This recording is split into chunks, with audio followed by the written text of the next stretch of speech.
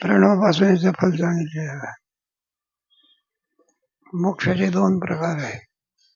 एक तत्वज्ञानाने काय होतं नाही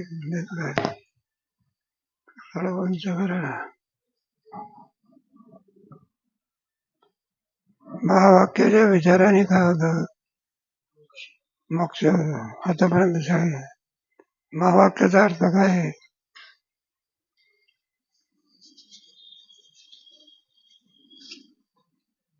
दत्तमसी आहे ना त्याच्यामध्ये. महावाक्य काय करते? जीवाला ब्रह्मरूप करते. दत्तम पदार्थ शोधन. काय कारण जीव ब्रह्माचं ऐक्य कोणत्या वाक्य सांगितलं आहे? कोणती महावाक्य आहे? हे अक्षर आहे. हे काय उत्तर आहे का? चार कोणते चार आहे? ब्रह्मास्मी तत्वमसी प्रज्ञानम ब्रह्म अयम आत्मा ब्रह्म. कोणत्या उपनिषदातले विचारत नाही बरं. परीक्षेत विचार. महावाक्य काय सांगते? जीव ब्रह्माचं काय सांगते? काय करे त्यालाच मोक्ष बदणार. तसा आहे ओंकाराचा विवेक. ओंकाराच्या विवेकामध्ये जीवा जीव राहत नसून किंवा सर्व होतो ब्रह्मरूप होतो. याला प्रणवोपासना असं म्हणतात.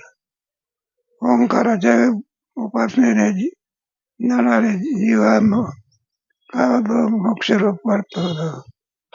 पण त्याच्यामध्ये अडचण आहे. त्याला कामना नसावी. कामना जर असेल तो प्रतिबंध आहे. त्या प्रतिबंधामुळे तो लोकांच्या याला जातो. आणि तिथे उत्तम भोग असं ऐश्वर्य असं भोग ब्रह्मलोक वगैरे आधी करून लोक आहेत. तेव्हा प्रणवोपासने प्रमाणे तो कसा ब्रह्मलोकाला जातो सांगितले. वाचा. प्रणवोपासनेचे फल आणि ब्रह्मलोक गमनाचा मार्ग. या ओंकार उपासनेचे ज्ञानद्वारा मोक्षफल सांगितले. कोणत्या उपासनेला? अरे का आतापर्यंत झाले ना आपण वाचलं ना. त्याच्यामध्ये 3 पद आहेत अ उ आणि म. त्याच्यामध्ये सर्व ब्रह्मांड साठवलेलं आहे बरं का. नकाशा वगैरे दाखवलाच ना. प्रत्येकाचा लय कशात जायचं त्याच्या उपाधीवर. विश्वाचा लय कशात करायचा? विराटामध्ये विराटाचा. बरं पुढे तेजस होता. मग हिरण्यगर्भाचा पुढे प्राज्ञा त्याचा आकाराचा उकाराचा आणि शुद्ध स्वरूप राहता. सर्व उपाधीचा निर्माण झाल्यानंतर जे शुद्ध उपास स्वरूप राहते त्यालाच परमतत्व असं म्हणतात. तेव्हा ब्रह्मलोकापर्यंत ज्याच्या अंतःकरणात कामना आहे तो कसा जातो याचा मार्ग सांगितलेला आहे. परंतु ज्या उपासकास या लोकांतील किंवा ब्रह्मलोकांतील भोगाविषयी कामना असल्यामुळे तीव्र वैराग्य नाही. परंतु त्याच्यामध्ये थोडा प्रतिबंध सांगितला. प्रणवोपासनेने आपल्याला मोक्ष प्राप्त होतो. पण मध्यंतरी कामना असेल तर म्हणजे कामनेचा प्रतिबंध असतो. लोकांतराची जर कामना असेल, ऐश्वर्य भोगाची कामना असेल तर ज्या लोकांमध्ये ऐश्वर्य आहे अशा लोकांची प्राप्ती होते. पुढे बघा. परंतु जो हट्टाने श्री धनपुत्रादिकांचा त्याग करून सद्गुरु उपदेशाने ब्रह्मरूप ओंकाराचे ध्यान करील त्या कामना. त्याच्यामध्ये वर्ग पडायचे. अंतःकरणामध्ये विषयाची आसक्ती आहे पण तिला निवारण आणि जर ओंकाराचं ध्यान करीत असेल तरी त्याला मोक्ष नाही. हट्टाने जरी करत असला तरी सुद्धा ती कामना त्याला मोक्ष देत नाही. मग कुठे जातो तो? ज्याची उपासना असेल त्या लोकांपर्यंत जातो. ज्या नाही का ती कामाला घेऊन जात असते. ते कसे नेते काय नेते गीतेच्या 8व्या अध्यायाप्रमाणे पुढे त्या कामना प्रतिबंधाने ज्ञान होत नाही. मरणानंतर अन्य शरीर प्राप्ती होते. हे पहा, त्याला ज्ञान मुक्त नाही होत. मग मरणानंतर देह पडल्यानंतर जीव आहे ना आपल्या वेदांत शास्त्रामध्ये नाही का अंतकाली जीव निघून जातो. शरीर पडलं म्हणजे कायमचं नष्ट झालं असं नाही. शरीराबरोबर कोण मरत नाही. जीव मरत नाही. जीव तसाच्या हे पहा, शरीर आपलं फाटलं. मग शरीर फाटलं फेकून दिलं म्हणजे काय? शरीरही सुद्धा फाटते का? शरीर जसंच्या दुसरा कपडा घेते वासांशी तसं त्या देहाचं प्रारब्ध संपलं. जीव तिथून काय होतं निघून जातो. जी कामना असेल त्या कामनेच्या द्वारा तुला देहाची प्राप्ती होत असते. जडभरत राजा राजाकारा पण कामना होती कशाची त्या हरीच्या पिलाची. त्याच्यामुळे जन्म कोणता मिळाला हरी कोणता जन्म मिळेल ते काही सांगता येत नाही. हे सगळं कामनेवर अवलंबून कसं काय लोक मनंत चांगलं आहे. तस्मात सर्वेषु कालेषु 8व्या अध्यायामध्ये ना तुम्हाला चांगला देह प्राप्त व्हावा असं जर वाटत असेल तस्मात सर्वेषु महामनुस्मर मग युद्ध करते. मग तुला नका कोणता देव मिळेल. ज्ञान झाला तर मुक्ती. नवीन ज्ञान झाला तर सांगा यश नाम श्रीमताम की योग भ्रष्ट विजायते पुढे. तो इहलोक भोग कामनेचा प्रतिबंध बलात्काराने दूर करून ध्यान करीत होता. म्हणून या लोकात अत्यंत ऐश्वर्य संपन्न पवित्र अशा सत्कुलात जन्म पावतो. तुम्हाला सभा अध्याय गेला की गीतेमध्ये सत्वगुण रजगुण तमगुण. सत्वगुणातलं पुढे जातात तत्र निर्मलत्वात प्रकाशकम अनामयम सुखसंगेर वदनाते ज्ञान संगेन चार नजोरागात्मक सुद्धा 14व्या अध्यायामध्ये आहे. 6व्या अध्यायामध्ये शुचिनाम श्रीमता गे योग भ्रष्ट योगिनामेव तद्दी दुर्लभतरम लोकी अथवा योगी नाही का असे देह प्राप्त होतात. बघा तेथे पूर्व कामनानुरूप सर्व भोग प्राप्त होऊन पूर्व जन्माच्या ध्यान संस्काराने भोग कामना रहित होऊन विचारात किंवा ध्यानात प्रवृत्त होतो. भोगाने कधी शांत झाली आहे का? विषयाच्या भोगाने किती केले विषय सेविता का किती विषय त्याने कुठं मोक्ष प्राप्त होते का? नाही तर मग श्रीमंत लोकांना काय झालं असतं मोक्ष प्राप्त झाला रोज आंब्याचा रस काय नाही. रोज आंब्याचा रस घेतला म्हणजे काय मोक्ष होत असतो का? ते वासना आहे. काय भोग भोगून कधी मनात शांती होत नाही. काम येश क्रोध येश सर्व महापाप. नाही तर सगळे श्रीमंत लोक काय झाले असते मुक्त झाले. हे भोग भोगणारे लोक विषय पामलेले लोक काय झाले असते. मग विषय पामलेले लोक मुक्त होतात का? मुक्त कोणच असतो तुम्हाला ग्रंथ त्याच्यामध्ये मग साधनामध्ये प्रवृत्त झाला होता. मग साधकाचं साधन कोणते आहे? भोग भोगणे आहे का? मग कोणते साधन सांगितलेले आहे?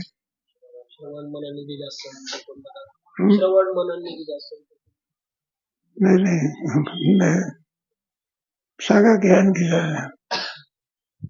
नाही विचार पुढे वैराग्य हे ते साधन आहे. विज्ञानाची साधन आहे. ऐकून त्याच्या मग त्याने विवेक काय तो आत्मानात नाही. वैराग्य कशाला म्हणतात ना, अरे साधन आहे ना, पहिल्या तरंगात सांगितलं. या लोकांपासून तर भोगाच्या त्यागाला काय म्हणायचं, हे असावं लागतं. नंतर ज्ञान होऊन मुक्त होतो. अथवा ब्रह्मलोक भोग कामनेचा प्रतिबंध असूनही जो हट्टाने ओमकार रूप ब्रह्माचे ध्यान करीत होता तो शरीर त्यागानंतर ब्रह्मलोकास जातो. कोणाच्या लोकांना जातं? उत्तमोत्तम भोग आहे. स्वर्गातल्या भोगापेक्षा सुद्धा ब्रह्मलोकातले भोग उत्तमोत्तम भोग आहे. तिथे कोणत्याही प्रकारचं दुःख नाही. घर जरी बांधलं तरी सुद्धा संडास बांधण्याची काय नाही, आवश्यकता नाही. मला संडास बांधण्याची आवश्यकता अमृत प्यायला आहे, त्याचा मलाच होत नाही, मूत्र होत नाही. शरीर जसंच आहे तिथं म्हातारपण जरा बिरा काही नाही. हे सगळे साधनेने पुण्याने प्राप्त होणारे लोक आहे. एक होणे जडलोक, स्वर्गलोक, खालचे सुद्धा हाताला विताला स्वतःला फळा. तुमचा 11वा आहे की कध्या आहे ना कितीमध्ये तिथे जागानेच सांगितलेलं आहे. पुढे तेथे मनुष्यांना, पितरांना, देवांना दुर्लभ जी स्वतंत्रता, तिच्या आनंदाचा भोग आणि हिरण्यगर्भाचे सत्य संकल्पादी समग्र ऐश्वर्य त्यास प्राप्त होते. संकल्पाने होत मृत्यू लोकांमध्ये घाम गाळून किती जरी प्रयत्न केला तरी शेवटी लक्षात येऊ शकत नाही. आणि तिला संकल्प आहे. संकल्प म्हटलं की ते संकल्पाचे काहीतरी प्रकार आहे. कामधेनू असते ना, त्या कामधेनूमध्ये संकल्प असतो. तिने संकल्प केला तर हे सगळं राष्ट्र तयार होतं. संकल्प करून म्हणतात. तुम्हाला गोष्ट सांगितली होती. एकदा वशिष्ठ ऋषी कोणाच्याकडे नाही दुर्वासाचे म्हणे विश्वामित्र कोणाच आहे, ते कोणाकडे गेले, ते वशिष्ठाकडे. आता ते विश्वामित्र सगळं ऐश्वर्य प्राप्त झालेलं, आपल्या ऐश्वर्याचा गेले. माझा वशिष्ठ ऋषी तिथं काय एक झोपडी, दुसरं काय. आणि सगळी सेना आली म्हणजे महाराज तुम्ही आमंत्रण दिलं पण तुमच्याकडे योग्यता आहे का काही. मग ते कामधेनू होती, आठवत नाही कामधेनू, नंदिनी शेवा. आमच्या कामधेनूने संकल्प करता बरोबर वैकुंठ रचना केला. आणि तिथं जे घोडे होते ना, त्या घोड्याला लोखंडाचे तबेले हे खाण्याकरता नाही, सोन्याचे तबेले होते. असं ऐश्वर्य ब्रह्मदेव सुद्धा चकित झाला. ते सगळं ऐश्वर्य. मग पुढे दुसऱ्या दिवशी जायचं, त्यानं ते ऐश्वर्य पाहिला. म्हणजे महाराज तुमच्याकडे तर झोपडीच होती, ऐश्वर्य आणलं कुठून. त्याने सांगितलं म्हणजे नंदिनी नावाची गाय आहे, तिचं सामर्थ्य आहे. मग तो म्हणायला लागला, विश्वामित्र सोडून झाला, ही गाय म्हणला आम्हाला देऊन टाका, तुम्हाला जितक्या गायी पाहिजे तितक्या देऊन टाका. वशिष्ठ ऋषी म्हणायला लागले आम्हाला काय जात असेल तर घेऊन जा किंवा म्हणून तो विश्वामित्र गाय नेण्याकरता हे सैन्य तयार झालं. कुठली गाय, शेवटी आला म्हणजे महाराज ती गाय तर काही शक्य नाही म्हणले आमच्याकडे, तुम्ही सांगा तिला जा म्हणून. मग ते वशिष्ठ ऋषी आले, त्यांना नंदिनीला सांगितलं म्हणलं हे पाय हे राजा आहे, यांच्याकडे ऐश्वर्य आहे, आमच्याकडे काय आहे झोपडी. तेव्हा तुला राजा ऐश्वर्य भोगायला मिळेल, जात त्याच्यातून. तरी कुठे जात असते कधी, किती प्रयत्न केला ते म्हणले पहा आम्ही कोणाच्या पायाचा आश्रय करतो, वशिष्ठ ऋषीच्या. कशा सांगे संकल्प मात्र करून सृष्टी कल्पधरू, कल्पधरूला कुठे बारी यावं लागते का. ते काय वाटकर शिक्षण चालू आंब्याचं झाड आहे का? अर्ध्याला काय लागले बारे आले कल्पतरूला बारे तुला कल्पतरू खाली चला कल्पतरूची ज्ञानेश्वर महाराजांनी वर्णन केलं. संत कसे असतात? चला कल्पतरूची बोलत विचारता संदर्भ सुंदर वर्णन आहे. संकल्प मात्र करून आपल्याला प्रयत्न करून मिळत नाही, त्यांना संकल्पाने मिळते पुढे. आता तो ज्या मार्गाने ब्रह्मलोकास जातो त्या मार्गांचा क्रम सांगतो. त्या मार्गाने जातो तो कसा कसा जातो त्याचा मार्गाचा क्रम सांगतात. 8व्या अध्यायामध्ये सुद्धा यायचे अर्चना मार्ग, एक धूम्र मार्ग तिथं सांगितलेलं पुढे. ब्रह्मोपासनेमध्ये तत्पर असलेल्या पुरुषाची अंतःकरण इंद्रियादी सर्व मूर्छित असून काही जाणत नसली तरीही त्याचे लिंग शरीर नेण्याकरिता यमदूत येत नाहीत. अग्निअभिमानी देवता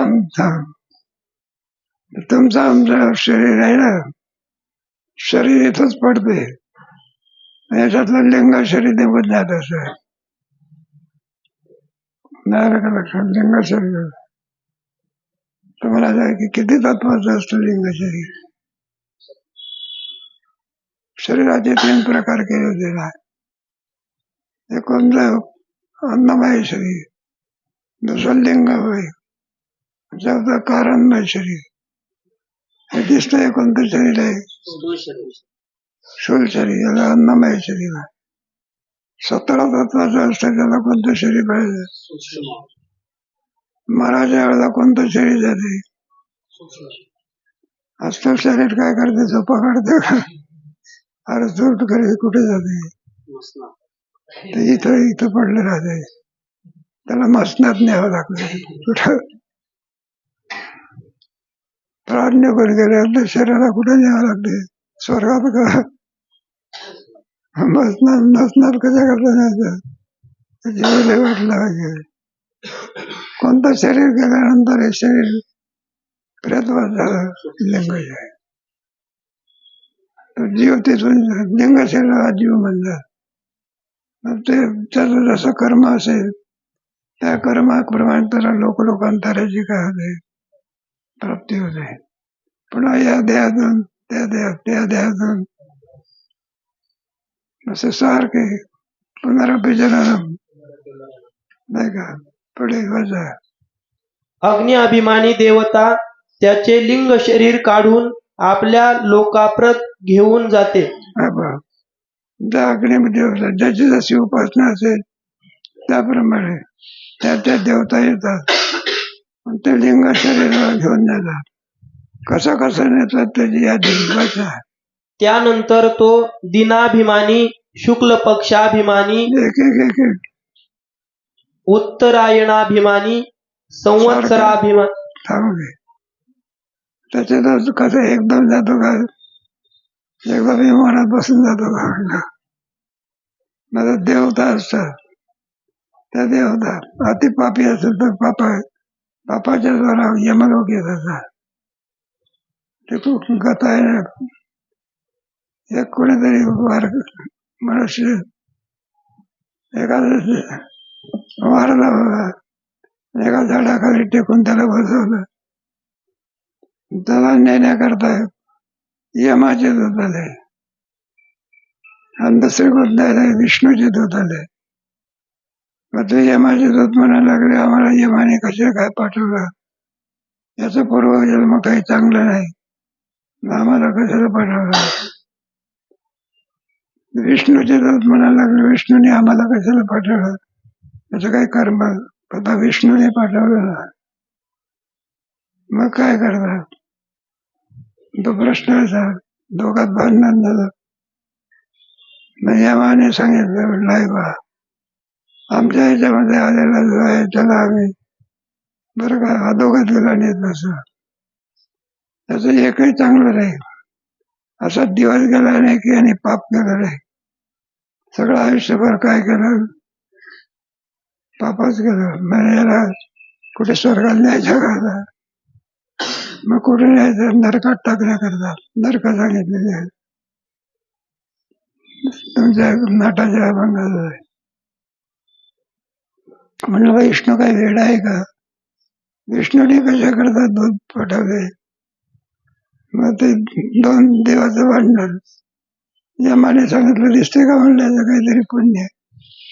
मग विष्णूला विचारलं, म्हणले महाराज ते काय झालं बघा, त्या पिंपळाच्या झाडाला याला प्रेताचं ठेवलं होतं, आणि त्या पिंपळाच्या झाडावरती असं टेकून प्रेत ठेवल्यामुळे वरून कावळ्याने काय केलं, येणार कार्यक्रम केला. कोणी कुठून केला, वरून. आणि तो नेमका त्याच्या तोंडावर सापडला. आणि ते असं पडल्या नदीवर वारकऱ्याचा गंध कसा राहते ते तसं. मग विष्णूने सांगितलं, म्हणलं वारकरी आहे, कोण आहे. म्हणलं नदीला म्हणतो पाप सांगू नका. हा काय आहे, पण म्हटलं इतकं पाप आहे ना, नुसत्या गंधाने पाप काय झाला, आणि तो कोणाचा अधिकारी झाला, विष्णूच्या दादा. इतके वारकरी, संस्थाच्या साधनामध्ये शक्ती आहे. साधन काय आहे, पुंड फाळ कापीचे कळी काळ, ते काय करतात, झळा वाजती आणि जनजना नाद, तमाशातली साधनं सांगायचे का, त्याचे काही वेगळं त्याचं वीण असते का, तुंतून असते त्याच्या मृदंग असतो का,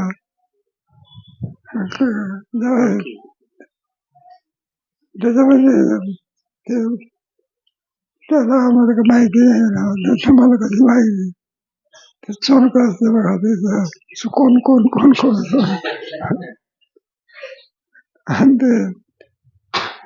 ते वाजते ना टाळ, त्याचा आवाज निघतो, सबजन सबजन. म्हणलं तमाशा करणाऱ्या लोकांनाच न्यायचं का, ऐकायला आलं त्याला सबजन दृष्टांत. तेव्हा कोणता जन्म प्राप्त होईल काही सांगता येईल, तो वासनेवर अवलंबून असतो. त्या त्या लोकांपर्यंत कोण घेऊन जातो, त्या त्या अभिमानी पुढे. त्यानंतर तो दिनाभिमानी, शुक्ल पक्षाभिमानी, उत्तरायणाभिमानी, संवत्सराभिमानी, देवलोकाभिमानी, वायुलोकाभिमानी, सूर्यलोकाभिमानी, चंद्रलोकाभिमानी, विद्युदभिमानी, वरुणलोक, गिंद्रलोक, प्रजापतिलोक, या क्रमाने शेवटी ब्रह्मलोकास जातो. कोणत्या लोकांना जातो, त्याची आगगाडी ठेसला घेत जात असे. विमानासारखी एकदम नाही, विमानामध्ये ठेसन घ्यायला त्या आकाशात मला ठेसन नाही घालायची. तिथं ड्रायव्हरला थांबावं लागते का, थोडं गाडी थांबवलं, विमान झालं.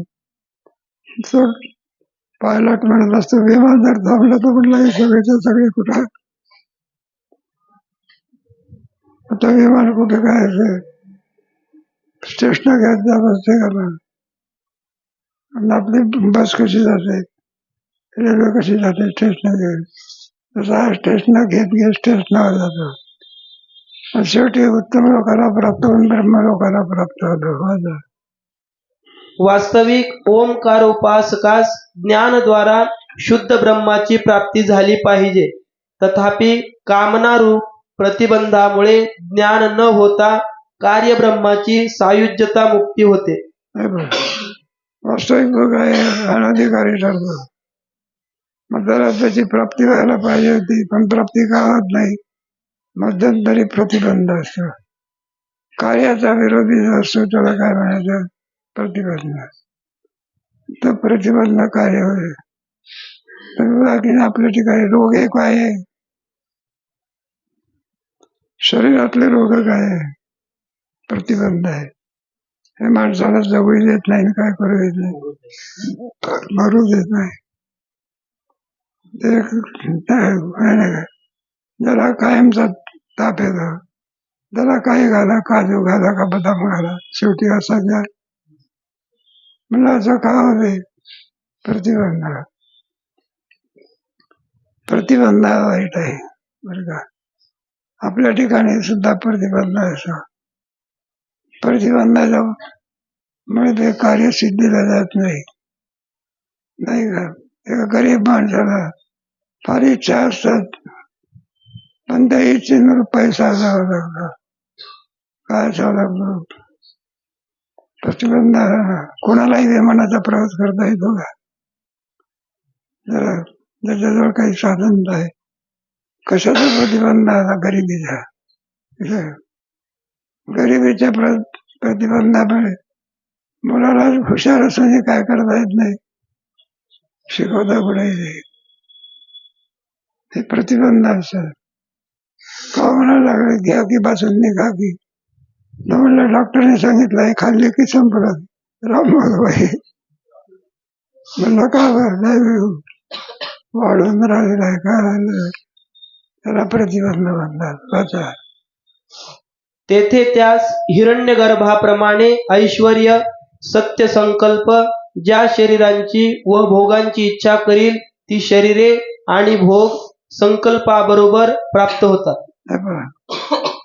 मेहनत करण्याचं कामच नाही, त्याचा संकल्पच प्रसिद्धीला जातो. तुम्हाला आम्हाला प्रयत्न करावा लागला, तिचा संकल्पाने सगळ्या गोष्टी होत असतात. त्याचा संकल्पची झाला प्रसव होता. सर्वाच्या सर्व सृष्टी करण्याचं सामर्थ्य हे सृष्टी देव करतो. त्याला मूळ कोण आहे? संकल्प आहे. परमात्म्याच्या ठिकाणी संकल्प होतावर ही सर्व सृष्टी होत आहे. त्याचा संकल्प जे झाला प्रसवला, असे भगवंताच्या संकल्पामध्ये काय एक सृष्टी निर्माण करतो का अनंत सृष्टी, असं संकल्पाचं ऐश्वर्य त्याला प्राप्त होतं.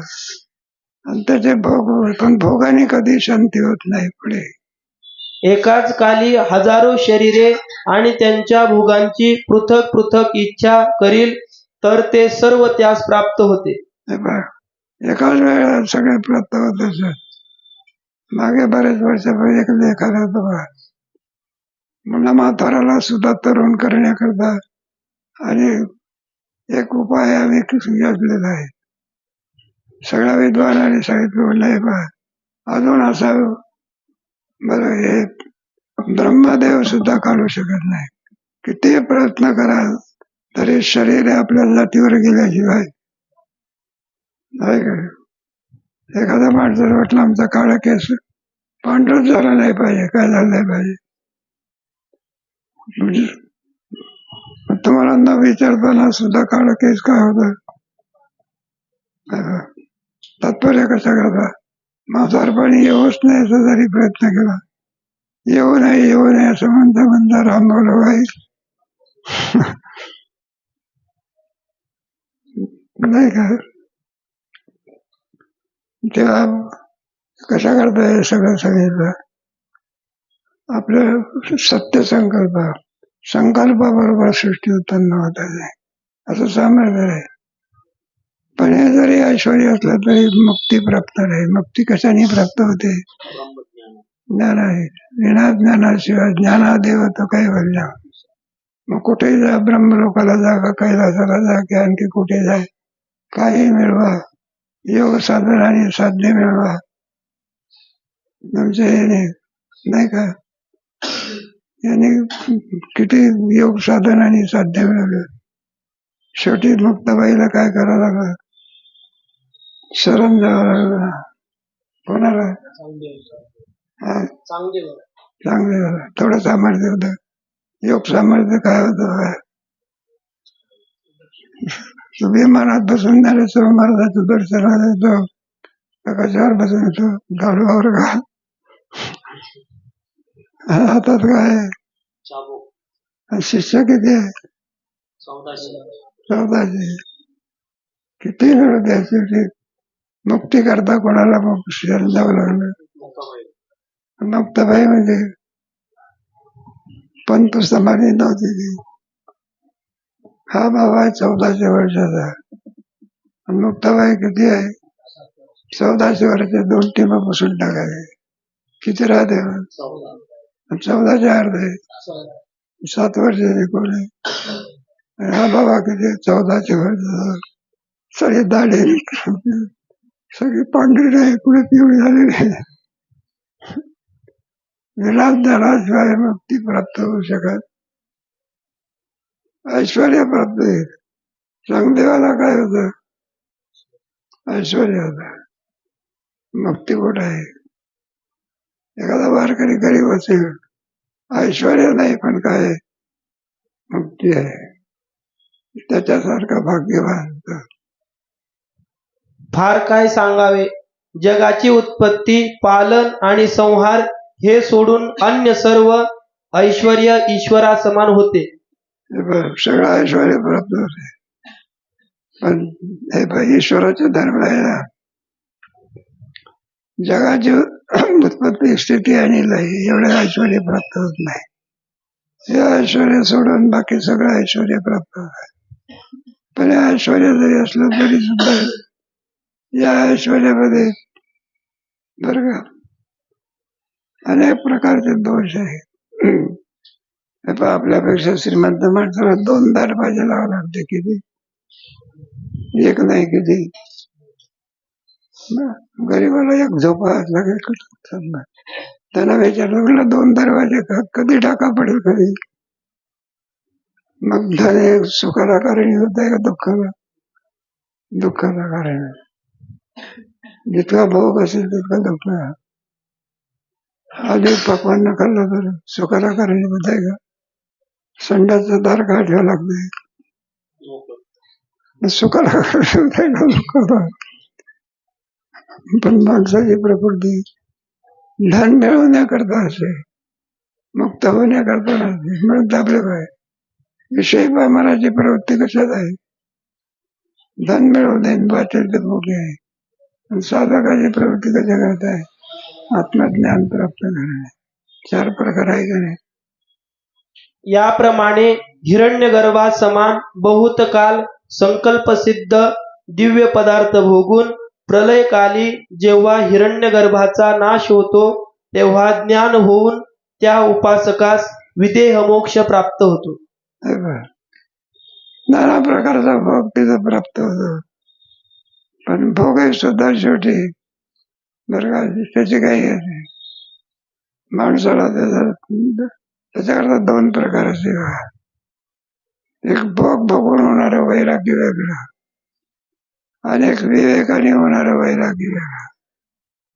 कल्पना करा, एक विद्यार्थी होता विज्ञानाचं ते मामासाहेबांचं सप्ताह झाल्यानंतर ते कळीचे लाडू तयार केले.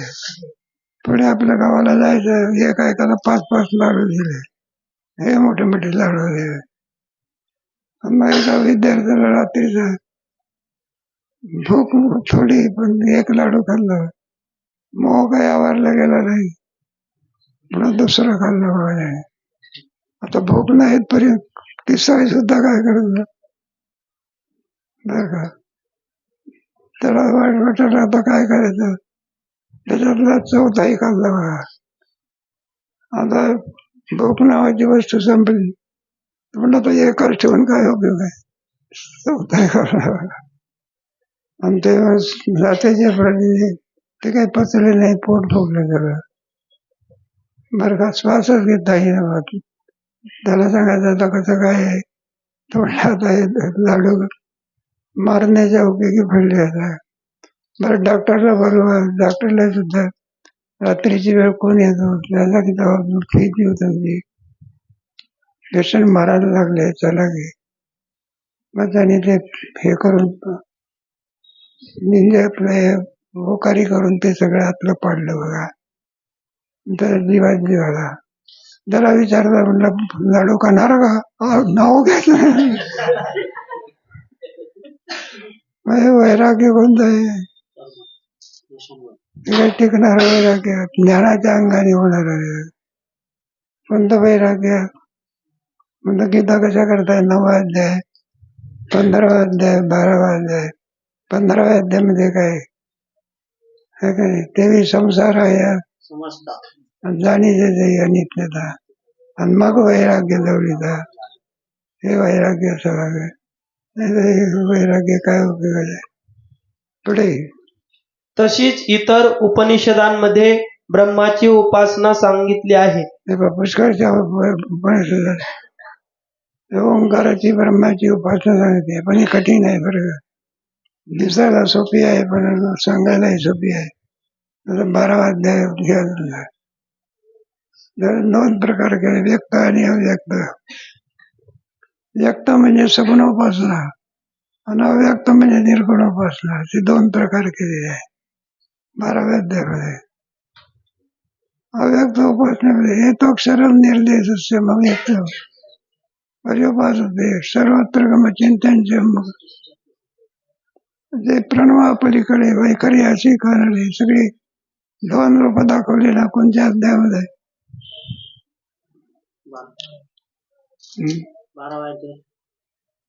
11व्या अध्यायामध्ये. व्यक्त आणि मदनुग्रह आहे परम.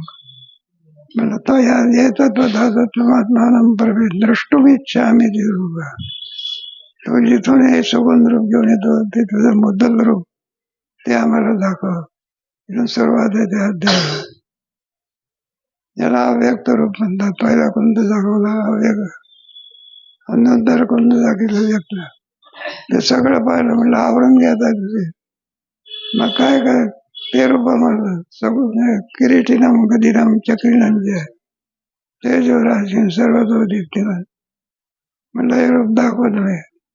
एक सगुण रूप आणि दुसरं निर्गुण. निर्गुणाची उपासना किती कठीण आहे. क्लेशोधिक असतरच देशा तहाने तहानाची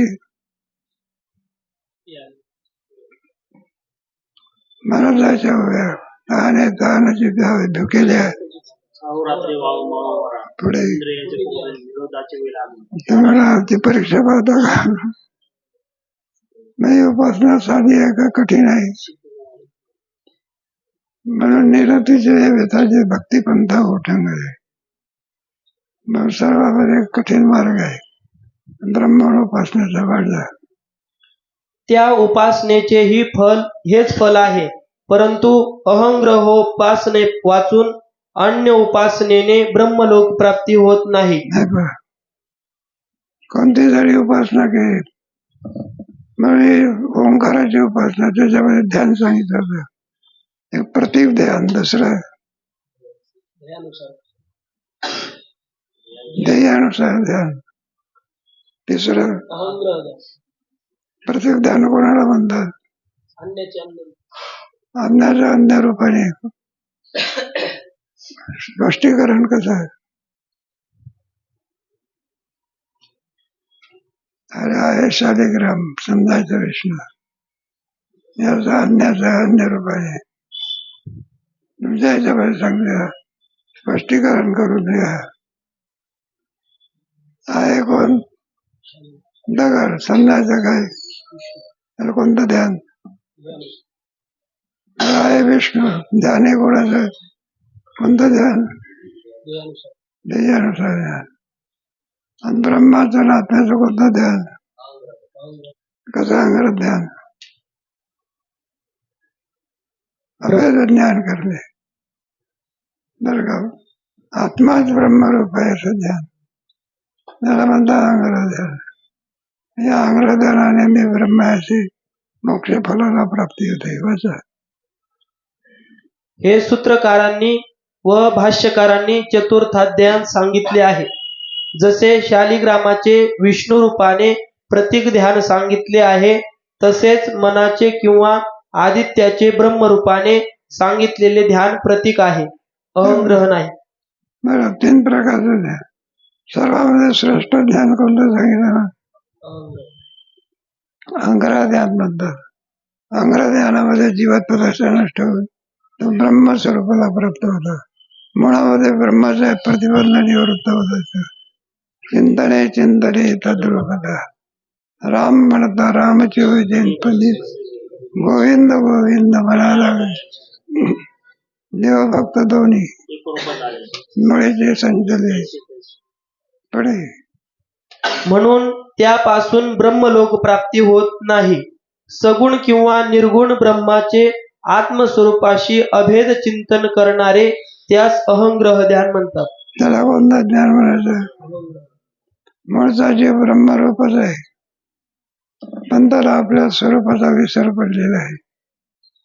नाहीतर ध्यान काय करत असता, आनंद येत असता का? पण त्याला उदाहरणार्थ साखर कशी असते, जेवायला बसला पण ताप आलेला होता, तो श्रीखंड कसा वाटत झाला, आंबट कडू वाटायचा. कडू का वाटायचा? प्रतिबंध आला. कोणता प्रतिबंध? तापेचा. साखरेला गोळी आणावी लागत असते का? आहे तसं साधकाला ब्रह्मरूपता आणावी लागते का? मूळची आहे. मग त्याला काय पडलाय? विसर पडले आहे. हे बा मी मनुष्य आहे असं आणावं लागत असते का? किती लोकांनी तुम्हाला सांगितलं तुम्ही मनुष्य नसून बाई आहे, मग तुम्ही बाई होते बाई होते. लाख जरी सांगितलं तरी तुम्ही कोण आहे? मनुष्य. आणि एखादा संन्यासी आहे, मंगल कार्यात येऊन बसला. सगळी माणसं आहे, मंगल कार्यातले माणसं आपल्याला काय समजतात? ग्रस्ती समजतात. संन्यासी असला जरी तो लोकात बसला तरी त्याची समजूत कोणती आहे? मी कोण आहे? संन्यासी आहे. लोकात जरी दिसला त्याचा निश्चय कोणता आहे? मी कोण आहे? संन्यासी. तसा एकदा ब्रह्मरूपता प्राप्त झाल्यानंतर तो मग जीव या भावाला प्राप्त होत नाही. कोणत्या भाव? मूळचा किंग स्वरूप आहे. पुन्हा संन्यासाला संन्यासी करावा लागत कसं का? मूळचा आहे पण त्याला आपल्या स्वरूपाचा विसर पडलाय. म्हणून ब्रह्मरूपता आनंदाची आहे का मूळची आहे? ते काय झालं? साखरेमध्ये गोळी आणावी लागते का? गोडी साखरेचं काय? श्रीखंडामध्ये आणावी लागते. थोडे संपलं का?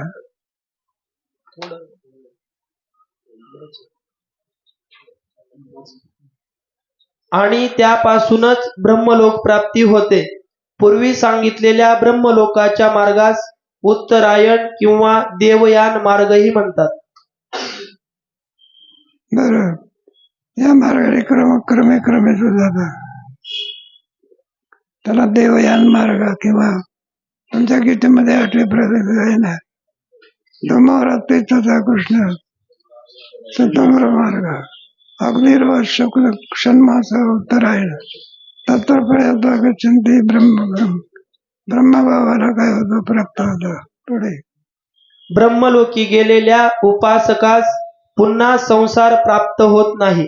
ज्ञान होऊन विदेह मुक्तीची प्राप्ती होते. मग त्याला कोणत्या याची प्राप्ती आहे? त्या लोकांना तिथं गेल्यानंतर मग पुन्हा संसार नाही. मग कशाची प्राप्ती होते? विधेय मुक्ती.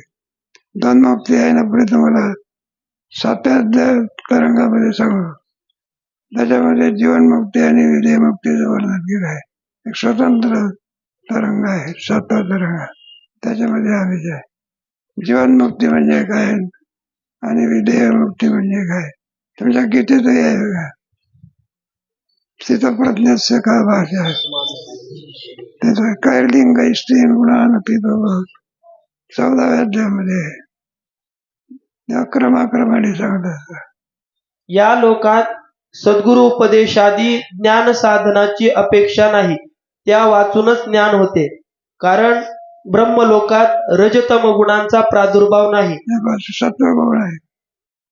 तो लोकच मुळामध्ये आणखी जसं आहे ब्रह्मलोक आहे ना, हे आपल्या रजतम गुणाचा प्रादुर्भाव आहे. एखाद्या माणसाला काही धन बी नसलं, लोकांना द्यायचं असलं, एक रामायणात गोष्ट आहे बघा. रामायणामध्ये याला हंडा सापडला कुठे शेतामध्ये. मग त्याने विचार केला, म्हणला हंडा आपला नाही, शेत कोणाचा आहे? मग जर शेतवाल्याला दिलं तर म्हणला शेत आमचं नाही, हंडा कोणाचा आहे, म्हणला राजाचा आहे. राजाला देऊन राजा आहे म्हणायला लागला, हंडा महाराजा कोणाचा आहे, आमचा नाही, कोणाचा आहे. म्हणलं तो शेतवाल्याचा. शेतवाला म्हणतो माझा नाही, आणि राजा म्हणतो. मग हंडा काय केला, सौराष्ट्रावर नेऊन ठेवलं. पैसा कशाने भरलेला, सगळा सुवर्णाच्या मोहराने भरला. सकाळच्या प्रहरी पाहते तो हंडा जसाच्या तसाच. एकाही माणसाने त्याची चोरी केली नाही.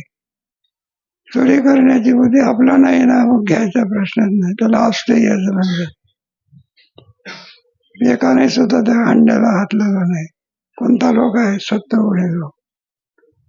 आणि हीच पद्धती आपल्या महाराष्ट्रात असते, तो हंडा काय घेऊन बसले.